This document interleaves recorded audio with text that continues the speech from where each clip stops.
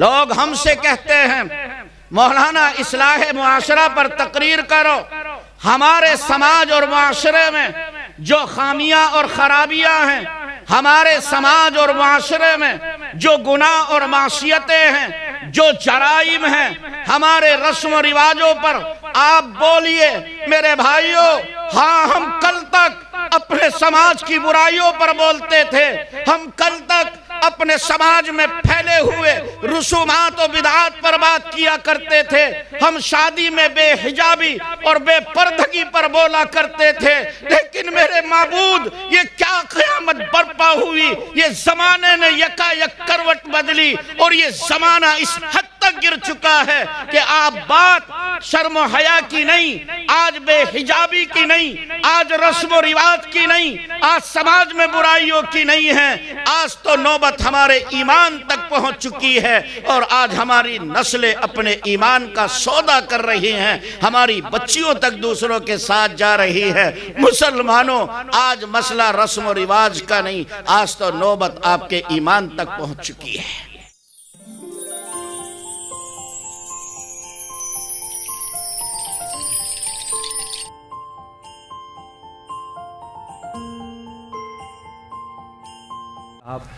اب میں بغیر کسی تمہید کے بڑے ہی ادب و احترام کے ساتھ گزارش کر رہا ہوں. ضلع بجنور کے ایک مشہور مقرر شگفتہ بیاں حضرت مولانا مفتی افتخار احمد صاحب دامت برکاتہم، محتمم مدرسہ ضیاء العلوم کلر والی مسجد کی طرف کرت پور، آپ تشریف لائیں اور اپنے خطاب سے ہم سب کو مستفیض فرمائیں. السلام علیکم ورحمۃ اللہ وبرکاتہ.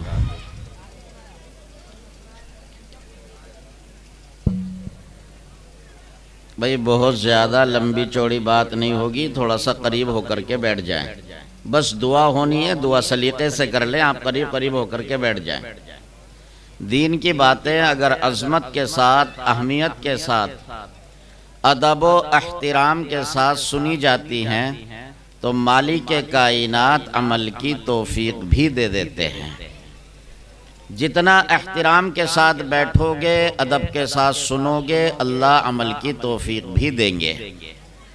آپ حضرات بہت قریب ہو کر کے بیٹھ جائیں. مشکل سے 10-15 منٹ آپ سے بات کرنی ہے اور بس. بسم اللہ الرحمن الرحیم. نحمدہ ونصلی علی رسولہ الکریم، اما بعد. فاعوذ باللہ من الشیطان الرجیم. بسم اللہ الرحمن الرحیم. قد جاءکم من اللہ نور وکتاب مبین. صدق اللہ العظیم. جس دور پہ نازا تھی دنیا، اب ہم وہ زمانہ بھول گئے. جس دور پہ نازا تھی دنیا، اب ہم وہ زمانہ بھول گئے. اوروں کو جگانا یاد رہا، خود ہوش میں آنا بھول گئے. منہ دیکھ لیا آئینے میں، پر داغ نہ دیکھا سینے میں. منہ دیکھ لیا آئینے میں، پر داغ نہ دیکھا سینے میں. دل ایسا لگایا جینے میں، مرنے کو مسلمان بھول گئے. اذان تو اب بھی ہوتی ہیں مسجد کی فضا میں اے انور. جس ضرب سے دل ہل جاتے تھے، اب ہم وہ ضرب لگانا بھول گئے. علماء ذوی الاحترام، بزرگان محترم، ملت اسلامیہ کے نوجوانوں و پاسبانوں، امت محمدیہ کے نوشگفتہ پھولو. اللہ تبارک و تعالی نے اپنے آخری پیغمبر محمد الرسول اللہ صلی اللہ علیہ وسلم کو ہر اعتبار سے کامل و مکمل بنا کر کے مبعوث فرمایا. آپ ظاہری جسم و جسمانیت، رنگ و روپ اور شکل و صورت کے اعتبار سے اتنا حسین و جمیل، اتنا خوبصورت، اور اتنا پیارا اور ایسی عظیم الشان صورت لے کر کے آئے ہیں کہ آپ سے زیادہ حسین اللہ کی اس زمین پر کوئی اور نہیں دیکھا گیا۔ آپ اس ظاہری جسم و جسمانیت کے اعتبار سے اتنا حسین و جمیل اور اتنا پیارا مکھڑا لے کر کے آئے کہ اللہ کی زمین پر کوئی آپ کا ثانی نہیں ہے۔ اللہ تبارک و تعالی نے آپ کو اتنا مقدس، اتنا مطہر اور اتنا پاکیزہ بنایا کہ یہ مکھیاں ساری زندگی آپ کے جسم اطہر پر نہیں بیٹھی، اور اتنا خوبصورت بنایا کہ کسی ماں نے آپ سے زیادہ حسین و جمیل کوئی بچہ جنا ہی نہیں ہے۔ ایک صحابی رسول کہتے ہیں ایک مرتبہ 14ویں کا چاند چمک رہا تھا، میں نے ایک نظر چاند کو دیکھا اور ایک نظر آخری پیغمبر کے چہرے انور کو دیکھا، میری سمجھ میں نہیں آ پا رہا ہے آیا یہ چاند زیادہ خوبصورت ہے، یہ چاند زیادہ حسین و جمیل ہے، یا آمینہ کا لخت جگر زیادہ خوبصورت ہے۔ وہ صحابی رسول کہتے ہیں میں ایک نظر چاند کو دیکھتا رہا، ایک نظر کالی کملی والے کے چہرے انور کو دیکھتا رہا، بالآخر میرے دل و دماغ نے یہ فیصلہ کیا کہ چاند سے زیادہ خوبصورت اور چاند سے زیادہ حسین و جمیل خدا کا آخری پیغمبر ہے۔ اور چاند سے تشبیہ دینا بھی بھلا کوئی انصاف ہے؟ چاند میں جھائیاں ہیں اور پیغمبر کا چہرہ صاف ہے۔ اللہ تبارک و تعالی نے آپ کو اتنا خوبصورت بنایا، کوئی دوسرا انسان آپ سے زیادہ حسین اللہ کی زمین پر نہیں آیا۔ حضرت یوسف علیہ السلام کو بھائیوں نے سازش کی اور ایک کنویں کے اندر ڈال دیا۔ پورا واقعہ سنانا مقصود نہیں ہے، آپ کو ایک قافلے والوں نے نکالا اور مصر کے بازار میں فروخت کر دیا۔ عزیز مصر کی بیوی زلیخا وہ آپ پر فریفتہ ہو جاتی ہے۔ شہر کی عورتوں نے تانا دینا شروع کیا، ارے زلیخا کتنی بے ضمیر عورت ہے، کیسی بددل انسان ہے، کیسی گھٹیا عورت ہے، ایک غلام اور لونڈے کو دل دے بیٹھی، اپنے ہی غلام پر عاشق اور فریفتہ ہو گئی۔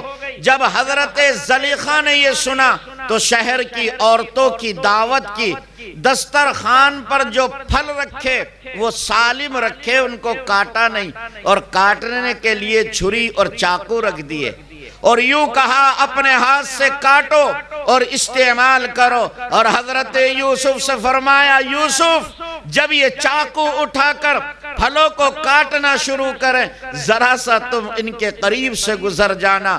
عورتوں نے چاقو چھری اٹھا کر پھلوں کو کاٹنا شروع کیا۔ ان عورتوں نے جیسے ہی حضرت یوسف کے چہرے کو دیکھا، حسن یوسف کو دیکھ کر وہ ایسی مدہوش ہوئی کہ پھل کے بجائے اپنی انگلیاں تراش ڈالی۔ حضرت عائشہ صدیقہ فرماتی ہیں مصر کی عورتوں نے حسن یوسف کو دیکھ کر اپنی انگلیاں تراش ڈالی تھی، قسم مجھے میرے پیدا کرنے والے کی اگر وہ میرے پیغمبر کا جلوہ دیکھ لیتی تو اپنے سینوں کو پھاڑ ڈالتی۔ اللہ نے اتنا حسین و جمیل بنایا۔ میں مسلمانوں آپ کو سمجھانا چاہ رہا ہوں کہ اللہ تبارک و تعالی نے اپنے پیغمبر کو ہر اعتبار سے کامل و مکمل بنایا، آپ سے زیادہ حسین و جمیل کوئی نہیں۔ تو یاد رکھنا مسلمانوں، آپ سے بڑا معلم انسانیت، آپ سے بڑا محسن انسانیت، آپ سے زیادہ اچھی تربیت کرنے والا اور آپ سے پیارا نظام لے کر بھی اللہ کی زمین پر کوئی نہیں آیا۔ میں نہیں کہتا، دشمن بھی کہتے ہیں کہ اللہ کی زمین پر محمد سے بڑا کوئی اللہ کا خاص بندہ دوسرا نہیں آیا ہے۔ یہ دشمن بھی کہتا ہے۔ ہم نے جس نبی کا دامن پکڑا ہے، ہم جس آخری پیغمبر کے غلام ہیں، ہم نے جس نبی کی غلامی اختیار کی ہے، یاد رکھو مسلمانوں، اس آخری پیغمبر سے بڑھ کر کسی کا نظام اور دستور نہیں ہو سکتا۔ اس نے اتنا پیارا نظام دیا، اتنا شاندار نظام اور شریعت دی ہے کہ آخری پیغمبر کے دین و شریعت سے بڑھ کر کسی کا کوئی نظام نہیں ہو سکتا۔ میرے بھائیوں، یہ کوئی تقریر نہیں، یہ کوئی رسمی بیان نہیں، خدا کی قسم اس حقیر کے دل کا درد ہے۔ میں کیسے آپ کے سامنے یہ دل کا دکھڑا سناؤں، میں کس طرح آپ سے بیان کروں۔ آج اس آخری پیغمبر کے غلام، نبی کے دامن سے وابستہ مسلمان اپنی پہچان کو گوا رہے ہیں۔ مسلمان ہاتھوں میں کڑے باندھتے ہیں، دھاگے باندھتے ہیں، کانوں میں بالیاں ڈالتے ہیں، کوئی پہچان نہ لے یہ آخری پیغمبر کا غلام ہے۔ سنو مسلمانوں، خدا کی دھرتی اور زمین پر آخری پیغمبر کی غلامی سے بڑھ کر کوئی چیز ہمارے لیے عزت و شرافت کی نہیں ہو سکتی ہے۔ نبی کی غلامی سے بڑھ کر، آقا کی غلامی سے بڑھ کر ہمارے لیے کوئی چیز عزت و افتخار کی چیز نہیں ہو سکتی۔ لیکن میں کس طرح کہوں، آج اس نبی کے دیوانے اپنی پہچان کو مٹا رہے ہیں، اپنی پہچان اور شناخت کو ختم کر رہے ہیں۔ حد تو یہ ہے کہ ہماری نسلوں کی زندگی سے ایمان اور اسلام نکلتا چلا جا رہا ہے۔ لوگ ہم سے کہتے ہیں مولانا اصلاح معاشرہ پر تقریر کرو۔ ہمارے سماج اور معاشرے میں جو خامیاں اور خرابیاں ہیں، ہمارے سماج اور معاشرے میں جو گناہ اور معصیتیں ہیں، جو جرائم ہیں، ہمارے رسم و رواجوں پر آپ بولیے میرے بھائیوں۔ ہاں، ہم کل تک اپنے سماج کی برائیوں پر بولتے تھے، ہم کل تک اپنے سماج میں پھیلے ہوئے رسومات و بدعات پر بات کیا کرتے تھے، ہم شادی میں بے حجابی اور بے پردگی پر بولا کرتے تھے۔ لیکن میرے معبود، یہ کیا قیامت برپا ہوئی، یہ زمانے نے یکا یک کروٹ بدلی اور یہ زمانہ اس حد تک گر چکا ہے کہ آپ بات شرم و حیا کی نہیں، آج بے حجابی کی نہیں، آج رسم و رواج کی نہیں، آج سماج میں برائیوں کی نہیں ہے۔ آج تو نوبت ہمارے ایمان تک پہنچ چکی ہے اور آج ہماری نسلیں اپنے ایمان کا سودا کر رہی ہیں، ہماری بچیوں تک دوسروں کے ساتھ جا رہی ہے۔ مسلمانوں، آج مسئلہ رسم و رواج کا نہیں، آج تو نوبت آپ کے ایمان تک پہنچ چکی ہے۔ نسلوں کا ایمان بچانا مشکل ہو گیا ہے۔ ہماری نسلیں اپنے ایمان سے ہاتھ دھو رہی ہے، خاص کر ہماری بیٹیاں بہت تیزی کے ساتھ مرتد ہو رہی ہیں اور ان کی زندگیوں سے اسلام نکلتا چلا جا رہا ہے۔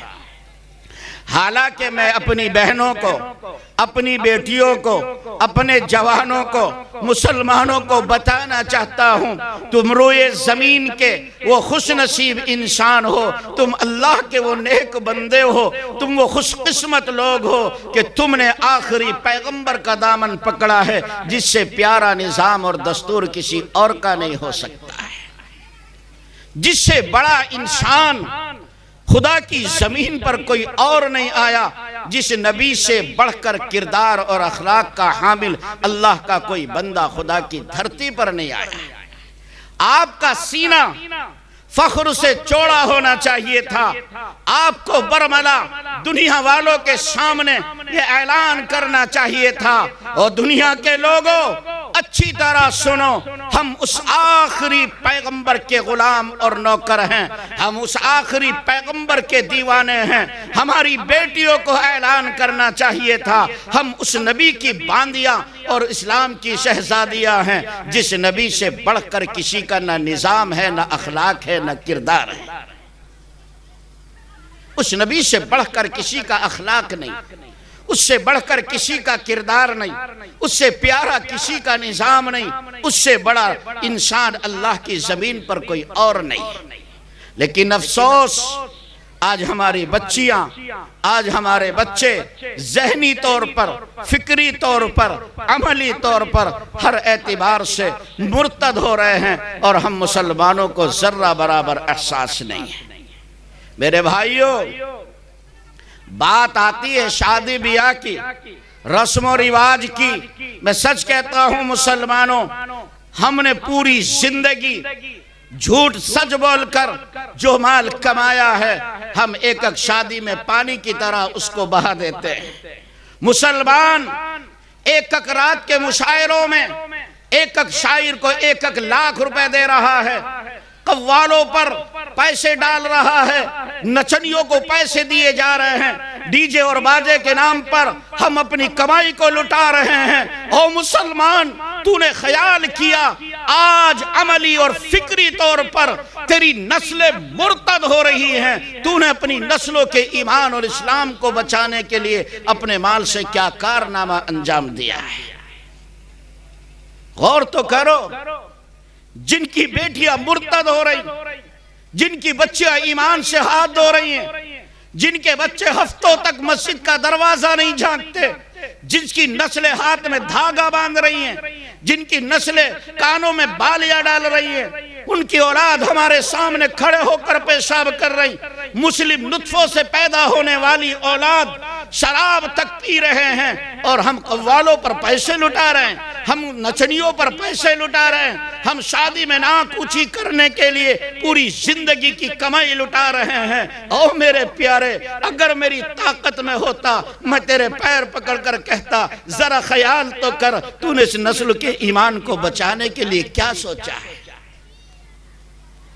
میرے بھائیوں، اگر ہم نے اپنی اولاد کے ایمان کو بچانے کی فکر نہیں کی تو اچھی طرح سمجھ لینا کل قیامت کے دن یہ ہماری اولاد کا ہاتھ ہوگا اور ہمارا گریبان ہوگا۔ یہ اللہ کے دربار میں ہمارے گریبان کو پکڑ کر کہیں گے، مالک کائنات، یہ ہے میرے رشتہ دار، یہ ہے میرے اعزا اقارب، یہ ہے میرے فلاں دادا، یہ میرے تائے، انہوں نے محبت تو دی، پیار تو دیا، ہمدردی تو کی، اچھے خاندان میں شادی تو کی، لیکن مالک کائنات تیری محبت اور تیرے دین کی عظمت ہمارے دلوں کے اندر پیدا نہیں کی۔ اگر ہم جہنم میں جائیں گے ان کو ساتھ لے کر جائیں گے، ان کو کسی طرح چھوڑ نہیں سکتے۔ میرے بھائیوں، آج ضرورت ہے کہ ہم اپنا مال خرچ کر کے، اپنا وقت خرچ کر کے اپنی نسلوں کے ایمان کو بچانے کی فکر کریں۔ ہم اپنی بیٹیوں کو، اپنے بیٹوں کو یہ سمجھانے کی کوشش کریں کہ ہم روئے زمین کے وہ خوش نصیب انسان ہیں کہ جس نے اس محسن انسانیت کا دامن پکڑا ہے، جس سے بہتر انسان اللہ کی زمین پر کوئی دوسرا نہیں آیا ہے۔ یہ بتانے کی ضرورت ہے۔ ابھی سے آپ فکر کریں اور یہ ارادہ کر کے جائیں کہ انشاءاللہ ہم اپنے اور اپنی نسلوں کے ایمان کو بچائیں گے انشاءاللہ۔ ابھی سے فکر کرو۔ اللہ پاک مجھے بھی آپ کو بھی عمل کی توفیق عطا فرمائے۔ وآخر دعوانا ان الحمدللہ رب العالمین۔